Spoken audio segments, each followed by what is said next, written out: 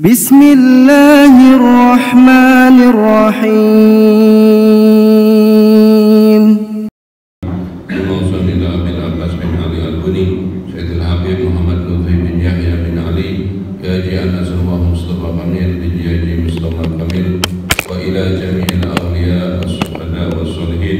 khususan ila al-Imam Nawawi wa Syahabi Sujah Dr. Mustafa Al-Fatihah.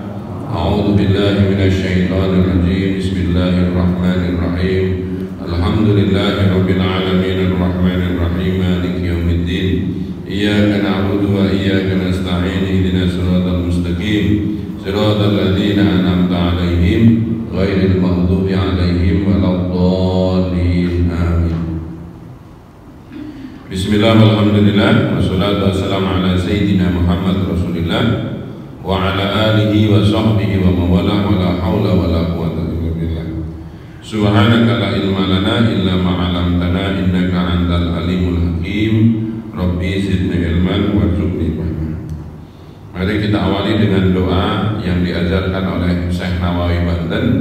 Kalau bisa dibaca sebelum iqamah subuh, tapi kalau enggak ya minimal ba'da sholat subuh kita baca. Bismillahirrahmanirrahim. Allahumma ighfir ummata sayyidina Muhammad. Allahumma arham ummata sayyidina Muhammad. Allahumma astur ummata sayyidina Muhammad. Allahumma arham ummata Sayyidina Muhammad maghfiratan amatan ya rabbal alamin. Allahumma ajbur ummata Sayyidina Muhammad. Jadi intinya salah satu yang menyebabkan kita itu diampuni oleh Allah adalah memohonkan ampun untuk umatnya Rasulullah SAW. Hadirin hadirat rahimakumullah, mari kita lanjutkan mengambil berkah dari kitab yang disusun oleh Al-Imam Nawawi, ulama besar, usianya tidak lebih dari 40 tahun, tapi kitabnya puluhan, yang besar-besar 80, gak sempat menikah karena sibuk dengan ilmu. Jadi dulu bangun tidur nulis, berhentinya nulis kapan? Istirahat sholat, terus makan aja kadang nggak sempat ya. Salah satunya seperti itu. Saya tidak bisa lupa dan tidak bisa tidak ngomong ya. Hari ini itu kitab itu ada di internet, ada di mana-mana. Beliau waktu mensarah kitab namanya Hadis Muslim ya, kitab Hadis Muslim itu sekitar 6.000 hadis lebih. Itu tidak punya kitabnya, jadi apa yang ada di otaknya kemudian ditulis. Hadisnya bunyinya begini, maknanya begini, dengan hafalannya itu dibeberkan. Baik, mari kita lanjutkan babnya sekarang di Riyadhus Shalihin. Dalam bahasa Indonesianya adalah tentang bagaimana kita itu berlomba-lomba dalam berbuat baik atau anjuran untuk berbuat baik. Kalau pada pertemuan sebelumnya adalah bagaimana kita diminta untuk memikirkan kekuasaan Allah, mikro maupun makro. Mikro itu yang nempel kepada diri kita, makronya alam semesta raya ini. Dalam istilah yang sering dipopulerkan atau diingatkan oleh Imam Ghazali ya, berpikir 1 jam lebih baik daripada ibadah sunnah ya 1000 tahun, kira-kira begitu. Maksudnya apa? Dengan berpikir itu kita menjadi lebih malu kepada Allah Subhanahu wa taala. Ya, kita ingat Allahnya itu jarang-jarang, tapi Allah hampir tidak pernah melupakan kita. Jantung ini berdetak terus. Kuis coba, mumpung ingat. Kita punya pembuluh darah, sebut dari sini ya. Pembuluh darah kita itu dari ubun-ubun ke seluruh tubuh kita, ya, sampai ujung kaki pembuluh darah. Panjangnya berapa? Yang bisa jawab boleh pulang duluan, berarti sudah paham. Panjangnya pembuluh darah kita, ibu-ibu,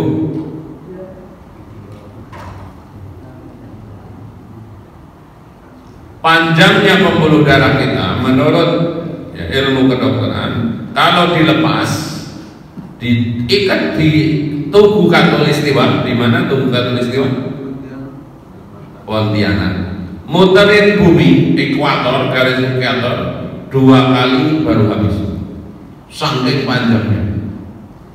Itu pembuluh darah. Di dalamnya ada darah. Makanya kalau kepotong sedikit darahnya langsung muncul, karena di dalam pembuluh darah itu banyak sekali. Dan seterusnya. Baik, mari kita lanjutkan. Bismillah, tentang fastabiqul khairat atau anjuran berbuat baik. Ya, kita baca bersama-sama. Bismillahirrahmanirrahim. Qala Allah Ta'ala fastabiqul khairat. Ini ada di dua surat. Kata-kata fastabiqul khairat itu ada di 2 surat. Yang pertama surat Al-Baqarah ayat 148. Bisa dilihat. Yang kedua surat Al-Maidah ayat 48. Jadi belakangnya 48. Kita dibantu oleh Syekh Nawawi atau Imam Nawawi. Kalimat fastabiqul khairat sedikitnya ada 2 kali difirmankan oleh Allah Ta'ala. Yang pertama tadi surat apa? Surat 2 ayatnya 148. Yang ketiga surat Al-Maidah. Surat berapa Al-Maidah? Surat ke Al-Fatihah, Al-Baqarah, terus enggak apa-apa ya.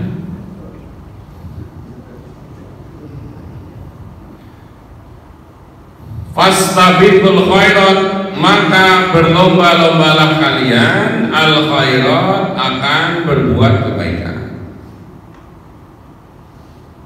Kalau bahasa Jawanya apa? Cancut tali wondo. Jadi kalau ada kebaikan jangan leha-leha. Saya waktu tiap hari masih ikut Akim tahun 99 sampai 2005, itu sama beliau fastabiqul khairat. Yang kecil-kecil mau masuk masjid ada keset miring, buru-buruan, cepet-cepetan.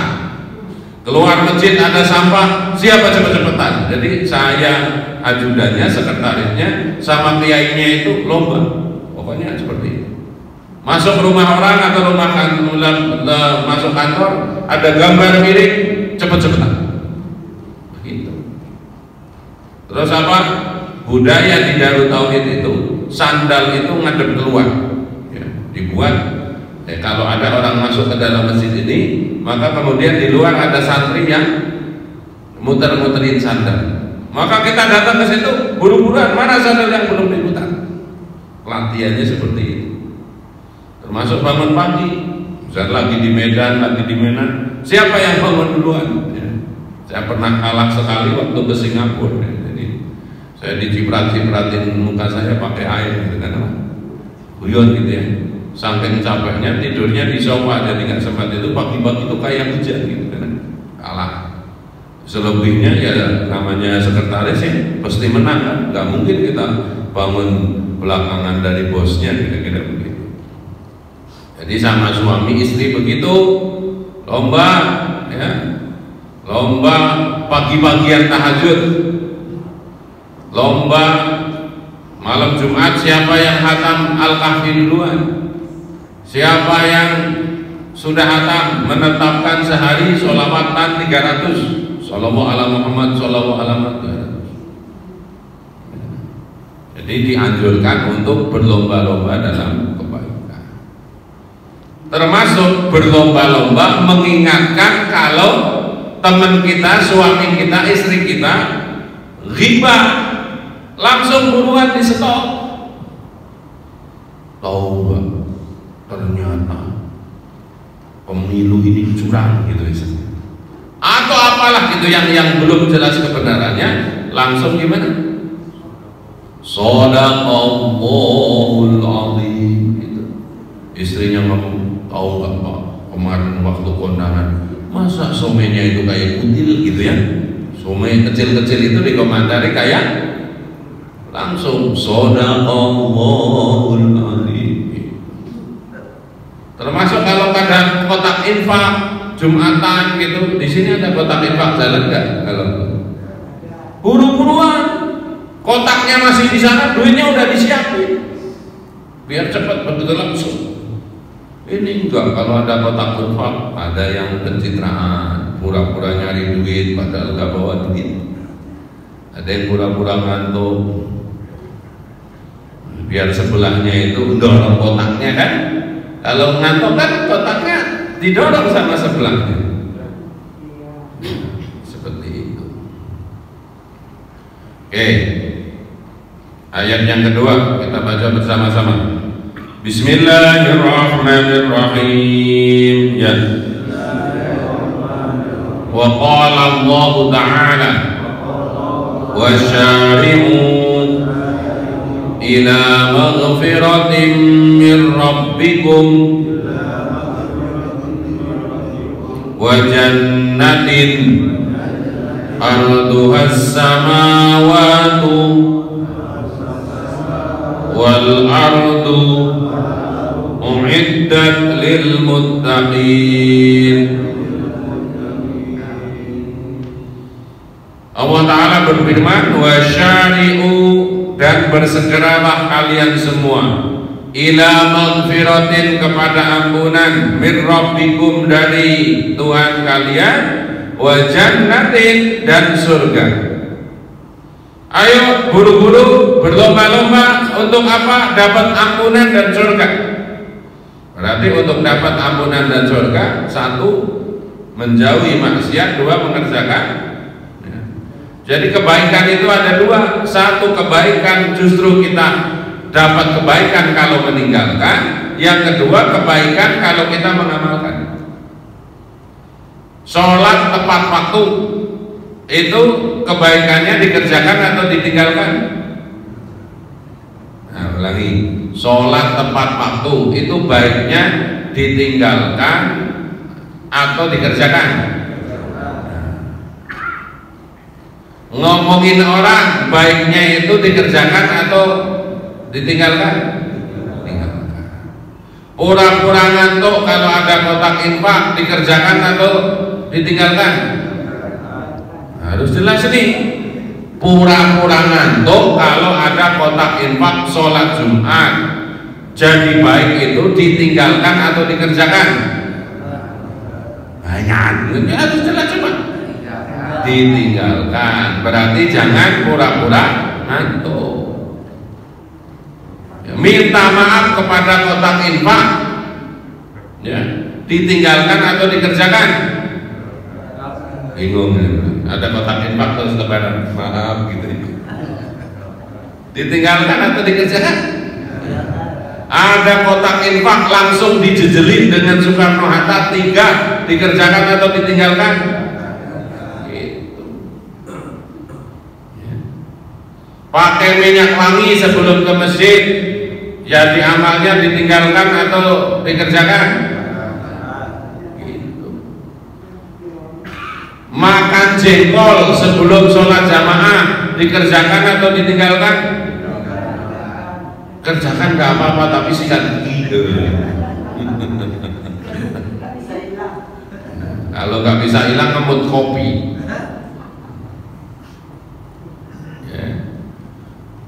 Maghfiratum min rabbikum, ampunan Allah 3 itu. Kita itu disuruh buru-buru, satu, mengambil ampunan Allah, ya, yang disiapkan surga. Kalau kita diampuni oleh Allah, disiapkan surga, yang surga itu luasnya seluas langit dan bumi. Kita kan sekarang cuma tinggal di bumi, nanti disiapkan tempat. Ya dari sekarang ayolah ngapling, pesan rumah di surga itu enggak 15 tahun baru dapat satu hari satu rumah. Gimana caranya? Ayo, biar dapat rumah di surga satu, Pak. Sudah dapat brosurnya belum? Sholat 12 rakaat Siapa yang mengerjakan qobliyah ba'diyah, jaminannya satu rumah di surga. 2 rakaat sebelum subuh, 2 rakaat sebelum zuhur, 2 rakaat setelah zuhur, 2 rakaat sebelum asar, 2 rakaat setelah maghrib, 2 rakaat setelah isya.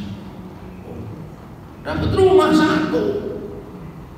Harusnya kita hakul yakin. Minggu lalu kita memperingati Isra Mi'raj. Isra Mi'raj itu salah satunya momentum untuk kita yang masih belum yakin-yakin itu ngambil hikmahnya Isra Mi'raj jadi yakin. Yakinnya bukan sekedar ilmu yakin, ainul yakin, tapi hakul yakin. Tadi yang sempat sholat 2 rakaat sebelum subuh itu kalau ditimbang dengan tanah semua yang ada di Jakarta Timur, beratan mana? Nah ini kita kadang-kadang kurang pede gitu loh. Kita itu sudah pegang dunia langit berikut isinya, bahkan lebih baik. Tapi habis sholat subuh hati kita kadang-kadang nggak merasa mongkok, mantep ini. Kita udah punya dunia langit berikut, untung aja nggak ditagih pajak ya. Coba kalau keluar dari masjid ini langsung ada petugas pajak ya. Bayar. Para konglomerat aja yang katanya hartanya ya 80% dari aset Indonesia dipegang, pajaknya banyak. Kita dunia langit berikut, awan punya bapak, burung yang lari sana punya bapak, di dalam tanah masih ada emas punya bapak-bapak. Dalam Isra Mi'raj kan begitu kan? Rasulullah itu menurut para ulama levelnya dari ilmu yakin dikasih tahu Jibril di dunia dengan Quran begini. Ayat-ayat periode Mekah kan isinya begitu. Kalau nggak beriman nanti disiksa di neraka begini.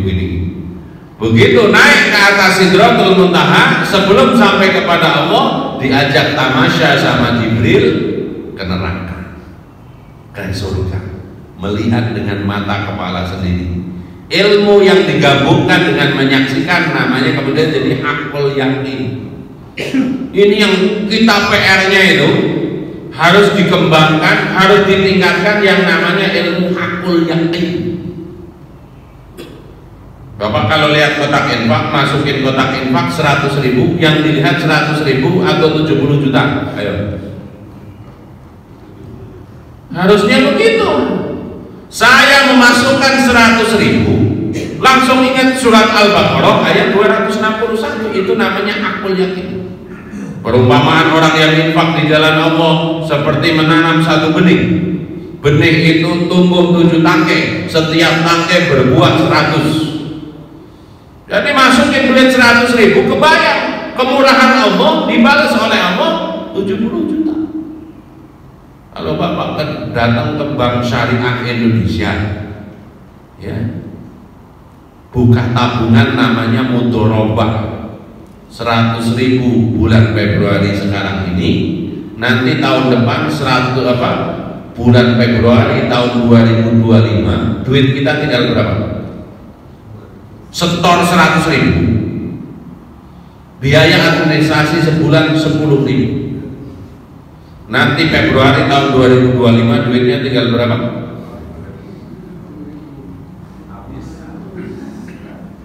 Habis, malah kurang 20.000. Kan sebulan 10 kali 12. Sedangkan yang kita masukkan ke bank berapa? Minus 20. Nah itu kita itu kadang-kadang belum hakul yakin. Ayo.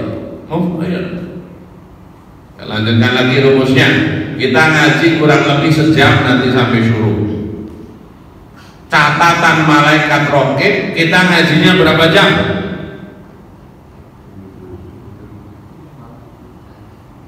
Ini kita kadang-kadang belum kebayang itu kan. Siapa yang datang menja'a bil hasanati, datang kepada Allah dengan satu kebaikan, maka Allah mencatatnya 10. Jadi kita udah nyicil 24 jam itu pagi ini dengan 10 jam. Jadi sisa umur kita kalau secara jam sisa berapa? 14. Nanti nunggu sholat duhur, kita yang penting mengerjakan yang mubah saja, itu sudah selamat insya Allah. Karena mubah itu lawannya haram. Ini boleh, ini nggak boleh. Amal soleh yang paling gampang itu kalau mau ngerjain apa-apa yang penting boleh, itu amal soleh, karena lawannya boleh nggak boleh. Nah kalau hidup kita itu mikirin begitu dahsyat. Ada kotak infak ngeliatin 70 juta gitu, duduk di sini lumayan nyicil ya. Hidup saya kan 24 jam, sekali duduk sudah dianggap seperti sholat 2 rakaat. Kita sholatnya cuma 2 rakaat, catatan malaikat rokib berapa? 2 kali 10. Janji kantor aja, Ustaz Muhammad itu kantor ngasih gaji sebulan berapa kali? 1 kali. Masuknya berapa kali? 25 hari ya. Rumah kantor. Begitu yakin karena apa? Pasti digaji sama kantor. Gimana kalau sudah direktur SDM-nya Asabri ngomong, bulan depan belum tentu gajian karena uangnya nggak ada. Kira-kira bangun subuh mau pergi ke kantor rasa-rasa atau semangat? Nah motivasi ibadah itu begitu, maka kalimatnya bersegeralah. Baca Quran 1 huruf pahalanya berapa? Yasin. Ya-nya berapa? Ya-nya 2 itu. Sin-nya berapa? 6 kan?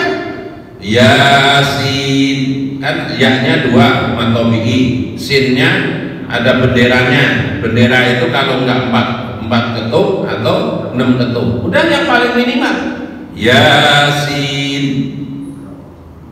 Bentar dulu langsung sudah Allahul-Azim. Ini ilmu ini bisa sesat nih, kerjaannya malam Jumat terus Yasin, Sodaqallah. Lu kok berhenti? Kata Ustaz, yang-nya 10 berarti pahalanya, yang-nya 1 berarti pahalanya 10, sin-nya 1 berarti 20, sama sin itu 4 ketuk atau 4 harokat. Enggak apa-apa seperti itu. PD masuk surga. Kamu masuk surga pakai apa? Yasin. Kenapa? Pahala. Kita lanjutkan ya sebelum masuk ke kitab fikihnya. Kemudian ada hadis di sini dari hadis riwayat Muslim. Kita baca. An Abi Hurairah radhiyallahu anhu anna Rasulullah sallallahu alaihi wasallam badiru bil a'mali sholihati fasatakunu fitanun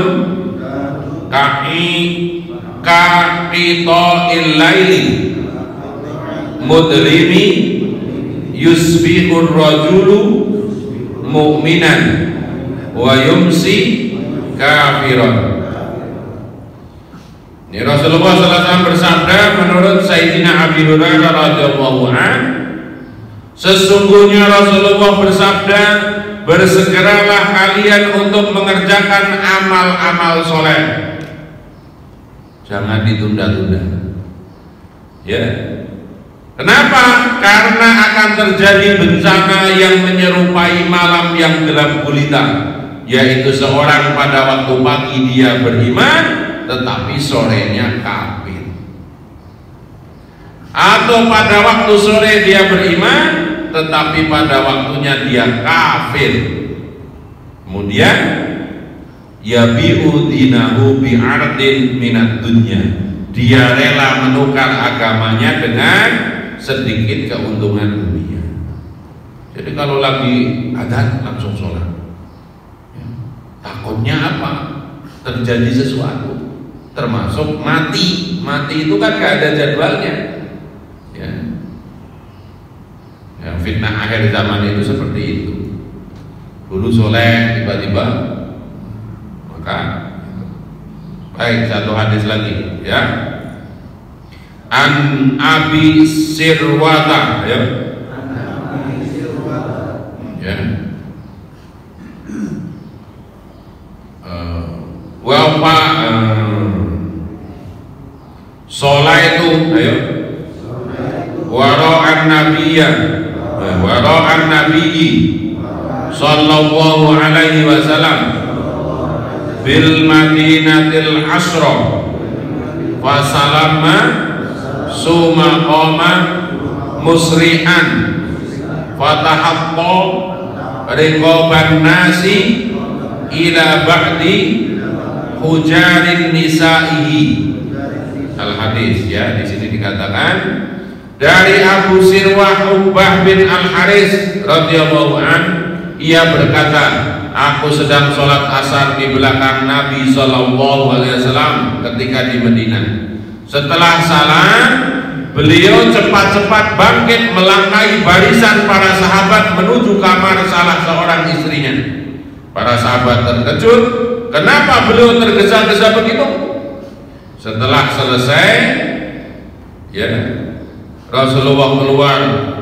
Ya, beliau heran melihat para sahabat yang terkejut itu. Kemudian beliau bersabda, selesai sholat tadi aku ingat masih ada sepotong emas dan aku tidak ingin terganggu karenanya, maka aku menyuruh untuk membagi-bagikannya. Dalam riwayat lain disebutkan, aku meninggalkan sepotong emas yang harus kusedekahkan tetapi tertinggal di rumah, maka aku tidak ingin emas itu menginap di tempatku. Ingat langsung. Makanya orang zaman dulu, kakek-kakek zaman dulu, ya, lagi mati, ingat harus sedekah kepada pengemis, itu teriak dari kamar. Jadi apa jam 7 pagi itu ada orang nyari beling atau nyari dus lewat. Tolong ambilin bapak duit 5.000 di kantong, kasih ke depan. Begitu ingat tuh langsung. Ya bapak-bapak jujur, pernah nggak begini? Waktu bangun tidur atau sholat subuh, nanti kalau sholat Jumat saya mau infak 300.000 subuh jam 5. Nanti waktu duha turun, kelihatannya 200 saja. Ya begitu mau berangkat ke masjid 100. Begitu ada kotak infak, pernah begitu kan? Iya begitu. Makanya kalau ingat bahasa Jawanya sak-saknya, begitu ingat buat pengen sholat, pengen baca Quran malam Jumatnya, ba'dal asar, nanti kalau habis maghrib saya membaca Yasin, Kahfi, Tabarok. Itu niat dari ba'dal asar. Begitu ba'dal maghrib yang dibaca apa? Wah, enggak lah. Tadinya mau baca 3 surat, yang dibaca cuma 4. Makanya ingat langsung cicil. Ya, mudah-mudahan ini ya menjadi menjadi pengingat untuk kita semua. Ya. Baik, mari kita lanjutkan dengan takrib dalilnya untuk mengingat-ingat fikih kita dalam sehari-hari. Yang terakhir sampai mana?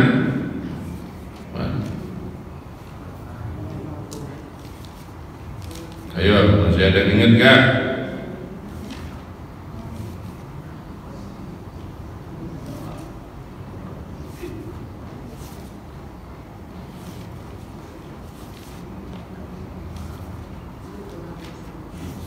Sampai apa? Ngusap itu sudah ya? Ngusap kaos kaki atau sepatu. Nah, sekarang waktunya tadi, oke. Tayamum sudah ya? Oke, tayamum sudah selesai. Rukun tayamum berapa? Kan sudah kemarin. Hah? Baik ya, kita lihat nih ya. Wa faraiduhu arba'atu asya. Rukun tayamum itu 4.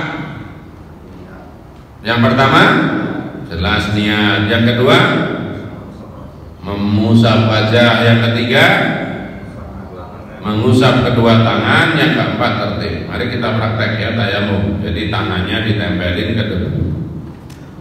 Asli ini kita lagi ngaji. Tayamum di pesawat itu gak ada. Kenapa nggak ada? Debunya nggak ada. Kalau kita ngomong di dalam nempel di bangku pesawat itu debu menghina apa kan? Udah di hati lelap itu.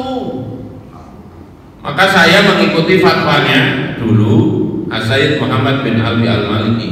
Hari ini Gusmus Kiai Haji Mustafa Bisri nggak ada. Masa tayamum di situ atau di situ? Tapi ya kalau ada yang mau mengamalkan silahkan, kita lagi ngaji. Sholat fardu itu tidak ada yang di kendaraan. Sholat fardu itu harus jejak bumi. Kenapa jejak bumi? Ada biasanya ditulis di mana, di jadwal sholat.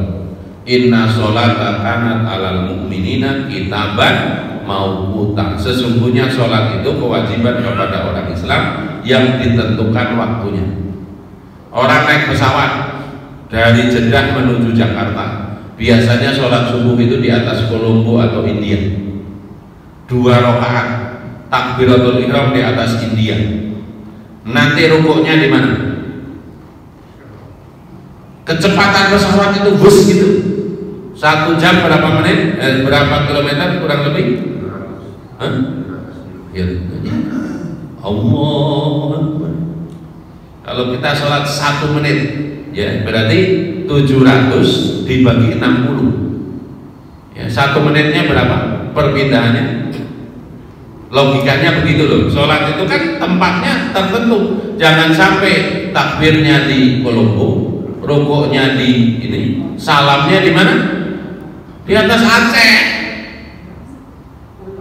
Ya, tapi yang mau mengamalkan kalau umroh sholat di pesawat gak apa-apa. Yang ada di kendaraan yang sedang berjalan melaju, kalau sholat fardu namanya sholat menghormati waktu saja.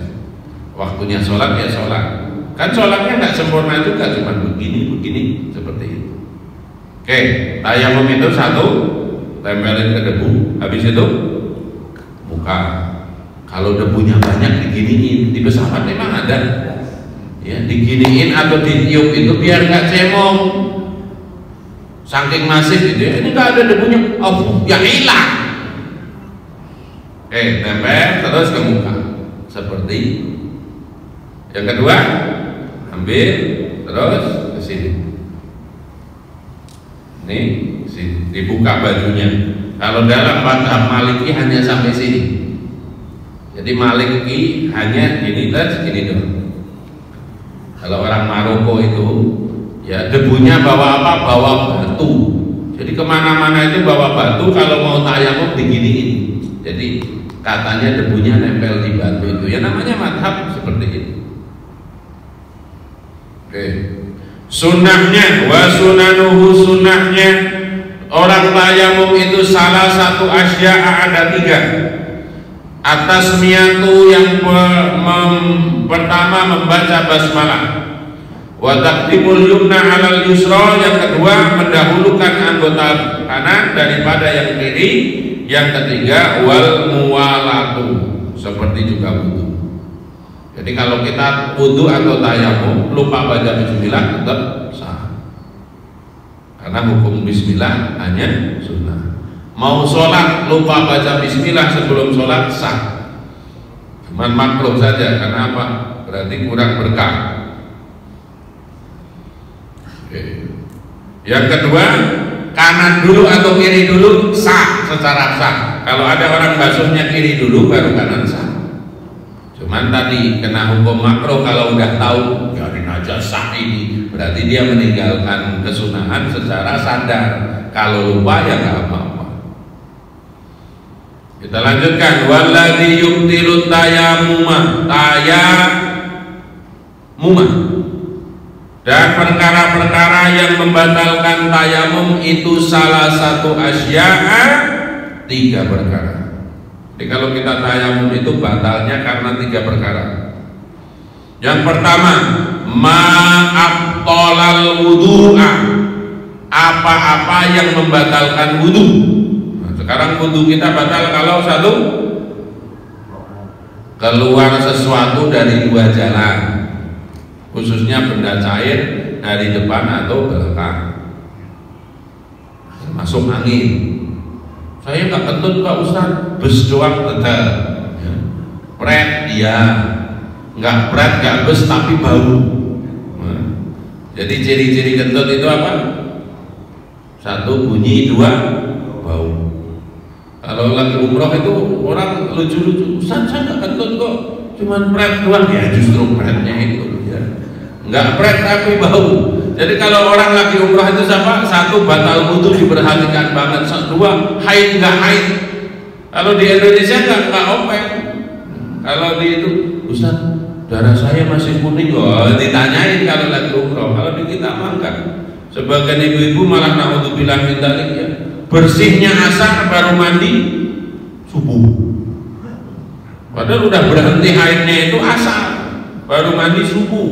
Alasannya kenapa Pak? Orang asar kok dingin. 1, masih libur sholat. Yang kedua, kalau kelihatan mandi suka ditubruk Ustaz sama suami, maka saya, nah, itu dosanya 2 ya ibu-ibu. Ibu-ibu yang menunda-nunda mandi, apalagi ada niat begitu, dosanya 2. 1, dosa meninggalkan sholat. 2, dosa nipu suami. Jangan diceramain kepada istri-istri ya. Istri sudah datang udah bener dari saya, kamu nipu suami. Ya deh. 1, keluar dari 2 jalan. Apalagi yang batalin wudu? Tidur dengan posisi melumah atau knalpotnya itu nggak paten. Kalau tidurnya begini nggak batal. Tapi kalau udah ngangkat itu knalpotnya sehingga nggak bisa dikontrol, batal. Kalau Jumatan dengerin khutbah ngorok, batal apa enggak itu? Hah? Komat aja nggak dengar, batal apa enggak? Nah, duduknya begini paten, tapi batal enggak? Rata-rata orang wudu lagi atau langsung sholat? Nah itu PR.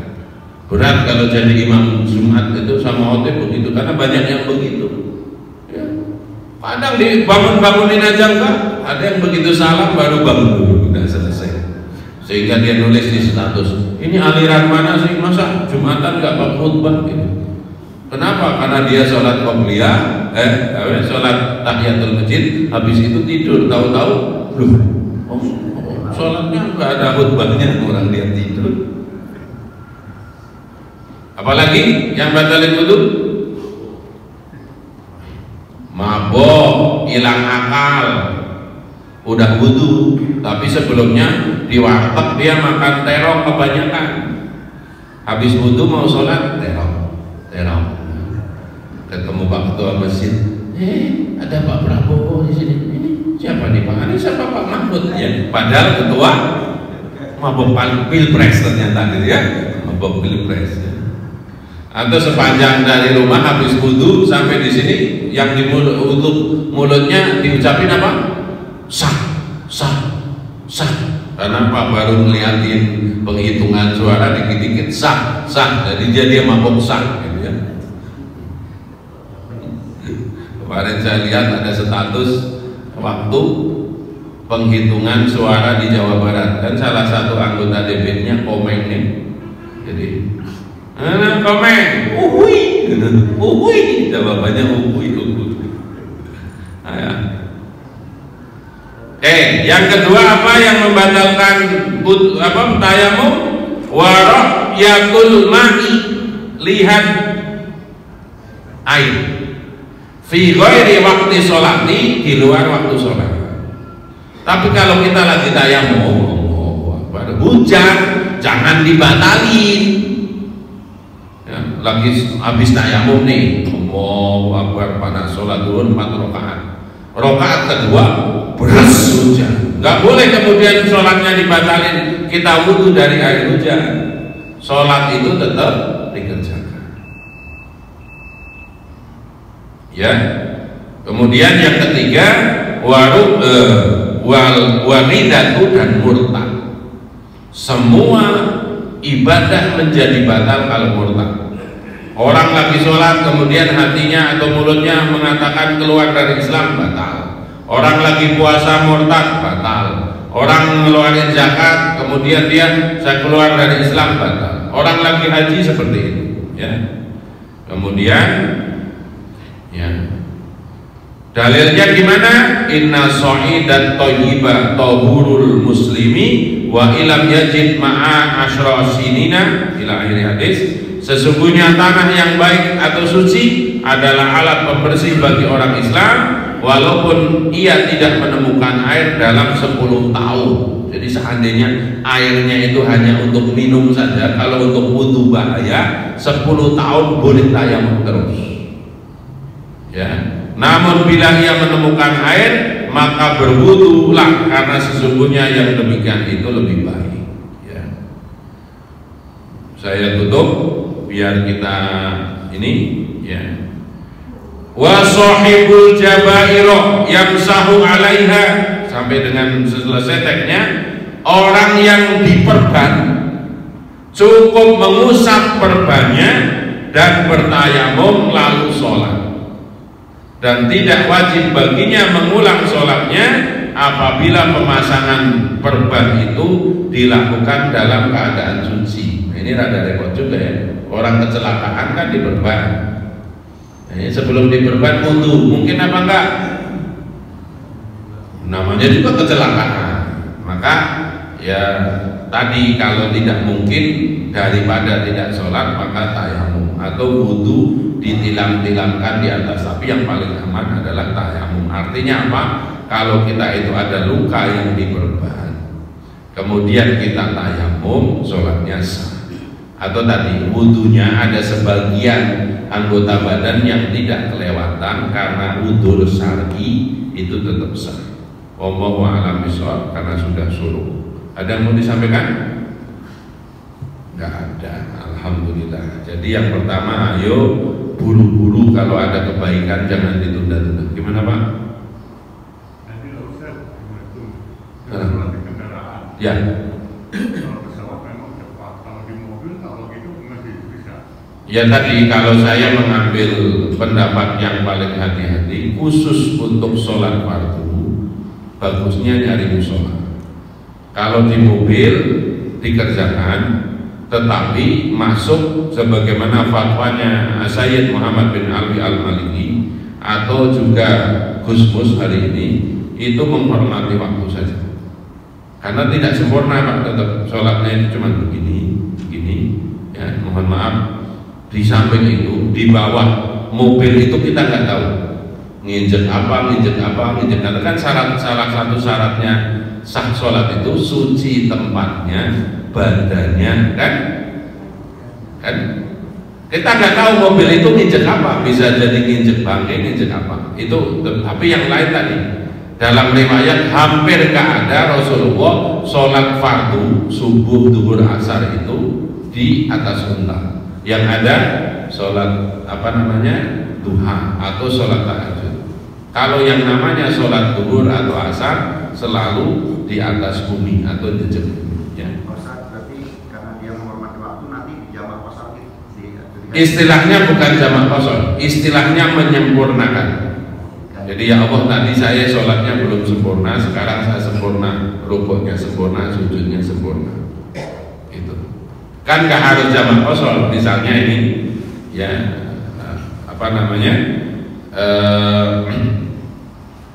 ya istilahnya itu seperti jamak qasar, tapi kan alasannya tidak jamak qasar.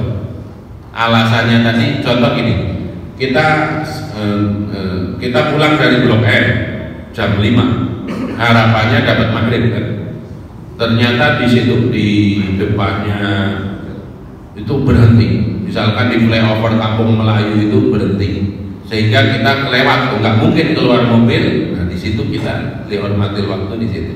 Sampai sini kita sholat isya, kemudian ya Allah, saya menyempurnakan sholat saya tadi yang belum sempurna.